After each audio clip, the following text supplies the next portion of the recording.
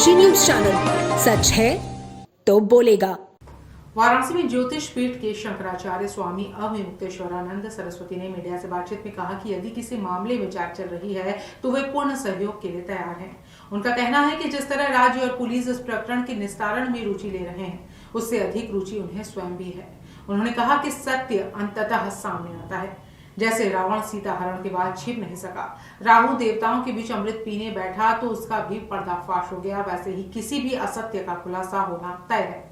शंकराचार्य ने स्पष्ट किया कि गिरफ्तारी 3 आधारों पर होती है: साक्ष्य सुरक्षित रखने के लिए, मेडिकल परीक्षण के लिए या अभियुक्त के फरार होने की आशंका में।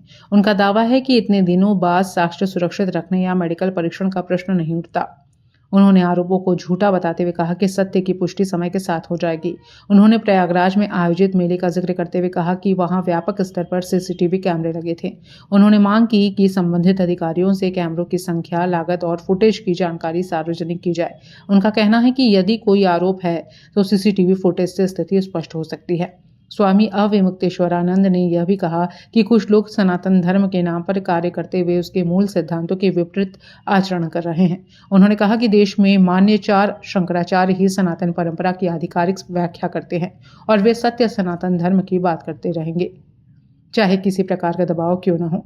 उन्होंने दोहराया कि वे जांच एजेंसियों के साथ सहयोग को तैयार हैं और उन्हें न्यायिक प्रक्रिया पर विश्वास है।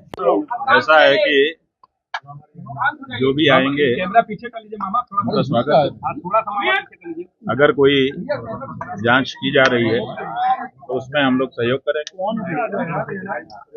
क्योंकि पुलिस को, स्टेट को किसी मामले को निस्तारित करने में जितनी रुचि है उससे ज्यादा हमें भी है कि ये कलंक लगाया गया है, जल्दी से उसका निस्तारण है।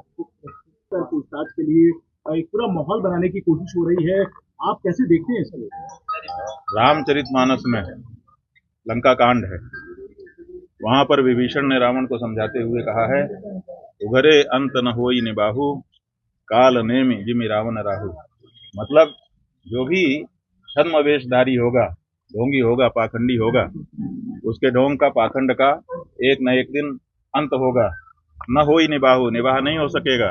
और 3 उदाहरण दिए, रावण, कालनेमी और राहु।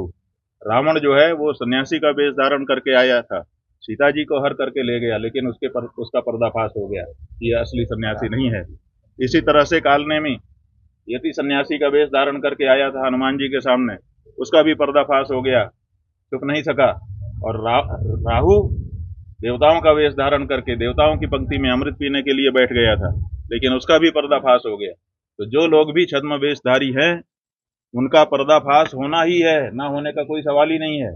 इसलिए हम लोग निश्चिंत हैं।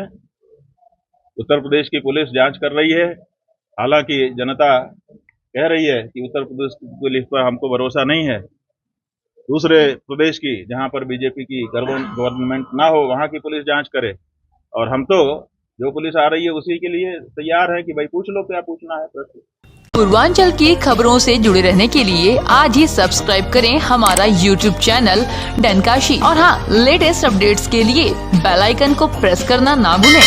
और आपके पास है कोई जानकारी या है कोई सूचना तो हमारे दिए गए नंबर पर आप हमसे संपर्क कर सकते हैं।